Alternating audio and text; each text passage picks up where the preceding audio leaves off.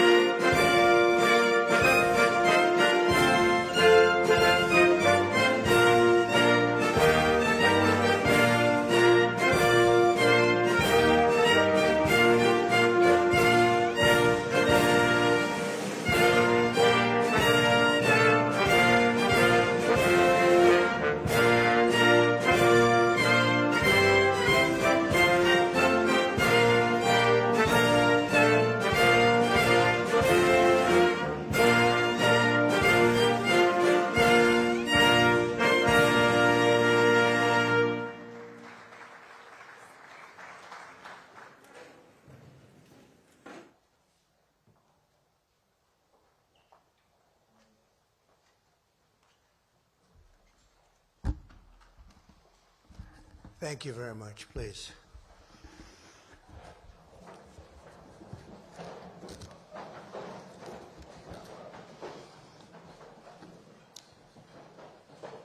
This is a great honor, and we welcome Their Majesties King Charles III and Queen Camilla of the United Kingdom to the White House. Very special place, very, very special. And I also want to, before we really begin, I want to congratulate Charles on having made a fantastic speech today at Congress. He got the Democrats to stand. I've never been able to do that. I couldn't believe it. I couldn't believe it. They liked him more than they've ever liked any Republican or Democrat, actually. So I just want to thank you and congratulations. It's not an easy thing to do. That's a tough place. It's a true privilege to have you here for this historic state visit. Last fall, Melania and I had the pleasure of visiting Their Majesties at Windsor Castle, a structure that's so beautiful and so long that it never seemed to end. I looked down as a former real estate person, and it just went on forever. And it was built by a gentleman named William the Conqueror in the year 1070, and I asked the king, I said, was he a nice man, William the Conqueror? He said, I tend to doubt it. I don't think so. When they call you William the Conqueror, generally speaking, you're not going to be too nice, but he must have been something, because it was nothing like I've ever seen Windsor Castle. But tonight, in return, we are really doing something that's very special, preparing to celebrate the 250th anniversary of our Declaration of Independence, a big time in our country, very big time.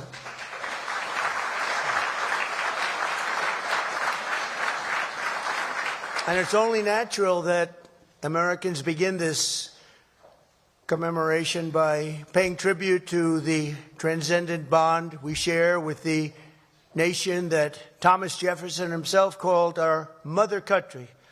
He used to go around saying, "That's our mother country." How nice. From English towns and Scottish hills, from Welsh mountains and Irish villages, a people unique in history sailed across the mighty Atlantic to settle and civilize this continent in the name of God, King, and country. So beautiful. They called it New England, and meant that very, very literally. The first Americans saw themselves as free men carrying the forward and central liberties and ancient rights of the Anglo-Saxons into this new and beautiful world.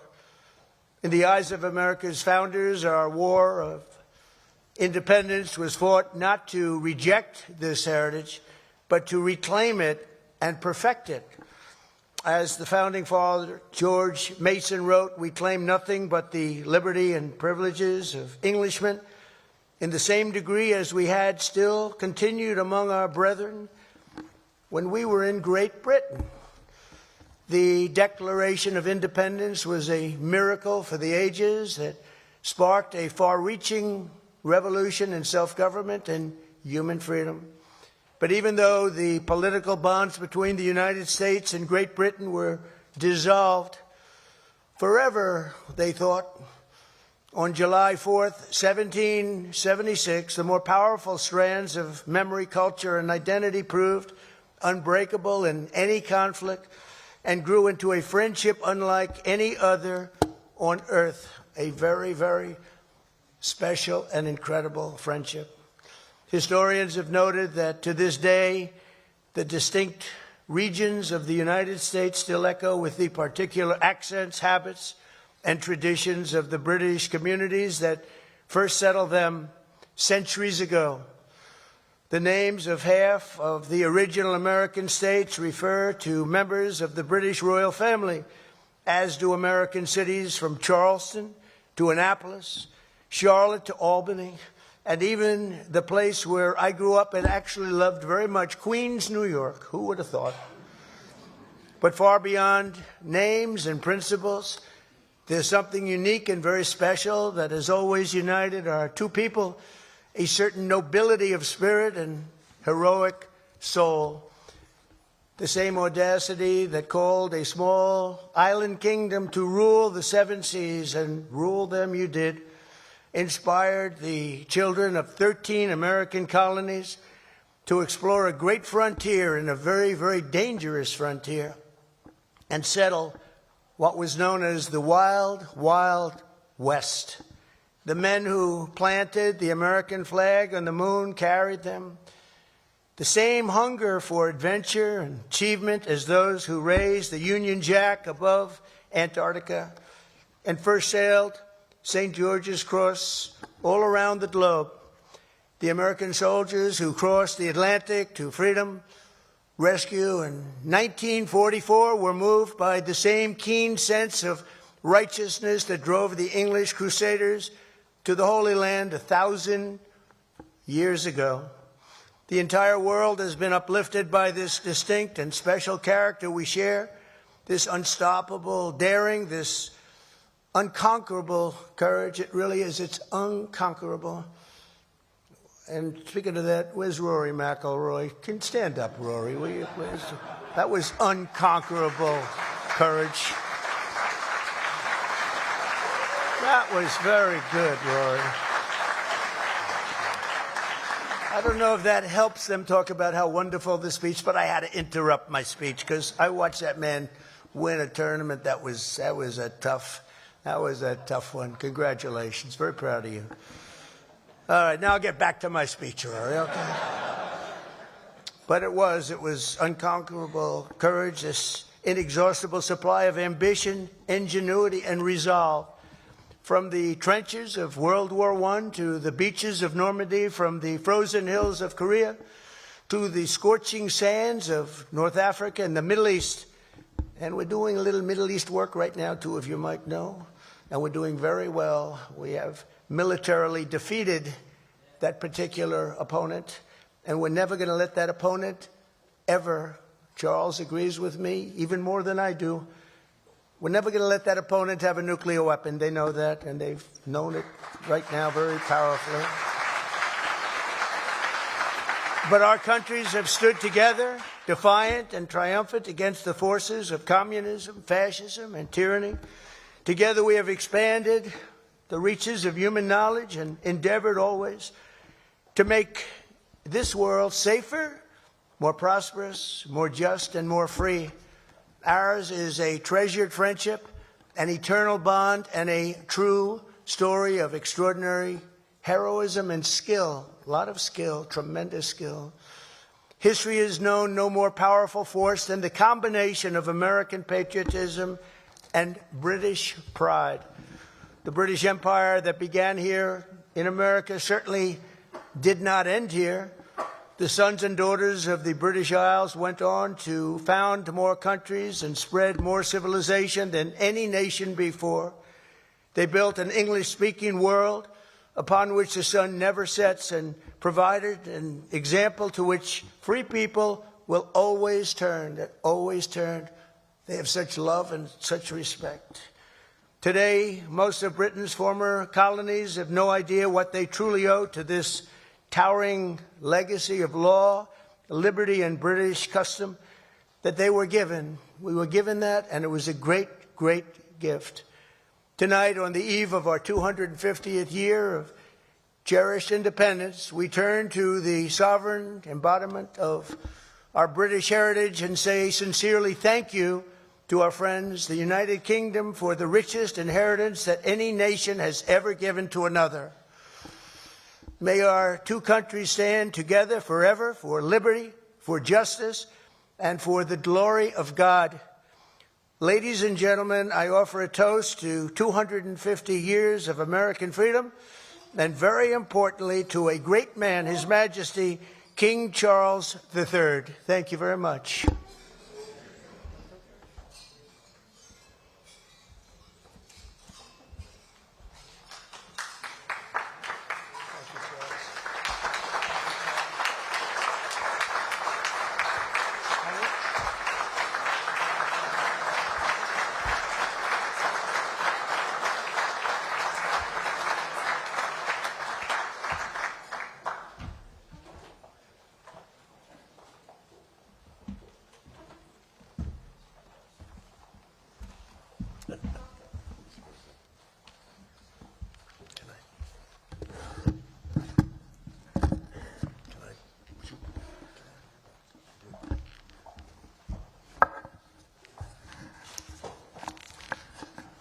Mr. President, First Lady, my wife and I are most grateful to you for your generous hospitality as the United States celebrates this very special anniversary year of the Declaration of Independence.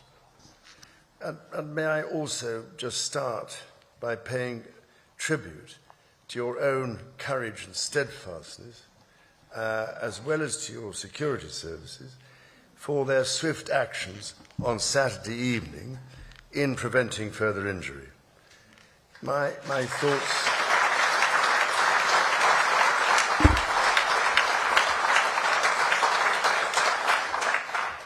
thoughts and sympathies are very much with you, the First Lady, and all those guests for whom this must have been a very upsetting incident.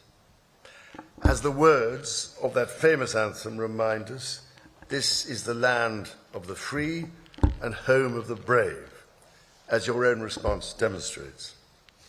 What used to be called in the last war in the United Kingdom, keep calm and carry on.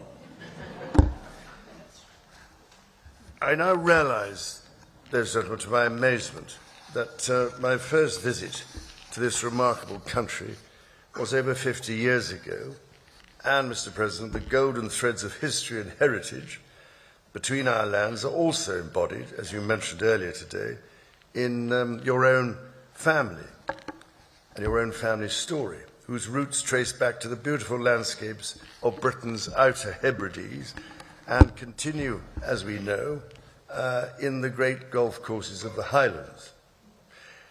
I can only imagine the immense pride with which your own dear mother, indeed both your parents, must be looking down on the great office to which you have been elected for a historic second term. And if I may say so, it is a particular pleasure to be back in this wonderful building, the heart of your democracy. On this occasion, I cannot help noticing the readjustments to the East Wing, Mr. President,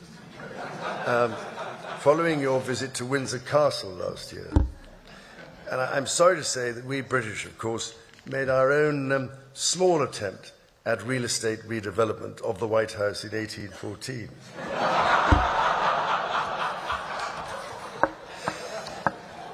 Anyway, I'm so glad we have an important opportunity at this critical time to renew those bonds of history and friendship between our nations and our peoples.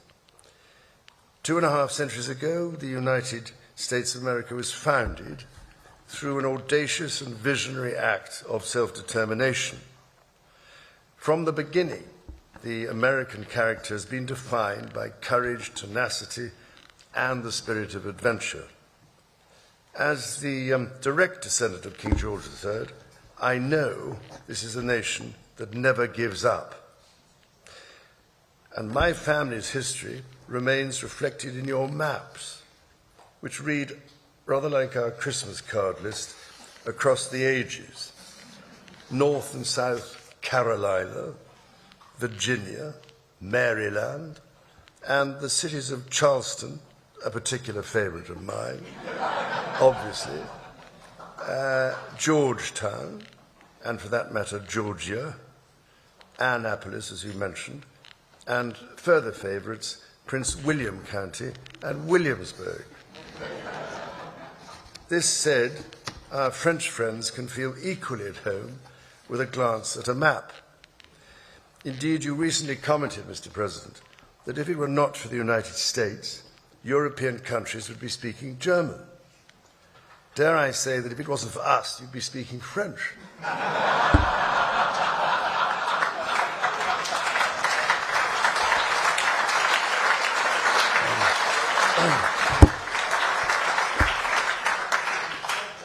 Of course, we both love our French cousins greatly, and we three estates are not only bound by our shared values, but by a profound belief that together we are more than the sum of our parts. Out of the fires of a bitter and bloody Revolutionary War, the triumph of the father of this country, George Washington, and his fellow founders, was to forge a democracy founded upon the rights to liberty and the rule of law. The story of Britain and America is one of reconciliation, from adversaries to the closest of allies, not always perhaps following the straightest path. As you said yourself, Mr. President, during your own state visit at Windsor Castle last year, ours is an unbreakable bond of history and heritage, culture and commerce, industry and invention, and we are determined to face the future together. Tonight, we are here to renew an indispensable alliance which has long been a cornerstone of prosperity and security for both British and American citizens. Our people have fought and fallen together in defense of the values we cherish. Across the ocean and from coast to coast, we have traded, innovated, and created together. We've stood together through the best and worst of times. However, the challenges we now face, from those who wish us harm across the world to balancing the risks and opportunities of powerful new technologies, to the threats to the very international rules that have allowed us to trade and have kept power in balance for 80 years, those challenges encourage us to reaffirm tonight the basis on which our partnership has been built. And yes, we have had our moments of difficulty, even in more recent history. When my mother visited in 1957, not the least of her tasks was to help put the special back into our relationship after a crisis in the Middle East. Nearly 70 years on, it is hard to imagine anything like that happening today. But it is not hard to see how important the relationship remains in matters both seen and unseen. My mother's first Prime Minister, Sir Winston Churchill, understood this so well. But then he himself was half American, a tradition of shared transatlantic heritage, which I am pleased to say is alive and well in the White House today. Indeed, such was the closeness that Sir Winston, while staying here in the White House, in those rooms you showed us upstairs, emerged naked from the bathtub to discover the door opening as President Roosevelt came in for a chat. With rapier wit, the President cast aside any embarrassment by declaring that the Prime Minister has nothing to conceal from the President of the United States. This warmth came after testing times between our leaders in the early 1940s. The kinship and friendship of many centuries provided great reassurance to my late grandfather, King George VI, as it did to my late mother. It means every bit as much to me. Of course, my late mother met no fewer than 13 serving presidents, thankfully all of them fully clothed. The first president I had the honour of meeting at the age of 10 in 1959 when he came to Balmoral was President Eisenhower, who had served as Supreme Commander of the Allied Expeditionary Forces during World War II at a most critical time in the darkest days of the 20th century. American leadership helped rebuild a shattered continent, playing a decisive role as a defender of freedom in Europe. We and I shall never forget that, not least as freedom is again under attack following Russia's invasion of Ukraine. Today, our partnerships in NATO and AUKUS deepen our technological and military cooperation and ensure that together we can meet the challenges of an increasingly complex and contested world. And speaking of submarine alliances, there was one particular AUKUS predecessor, launched from a UK shipyard in 1944, that served for the majority of her life attached to the 4th Submarine Squadron in Australia, playing a critical role during the war in the Pacific. Her name? HMS Trump. So tonight, Mr. President, I am delighted to present to you, as a personal gift, the original bell which hung on the conning tower of your valiant namesake. May it stand as a testimony to our nation's shared history and shining future. And should you ever need to get hold of us, well, just give us a ring.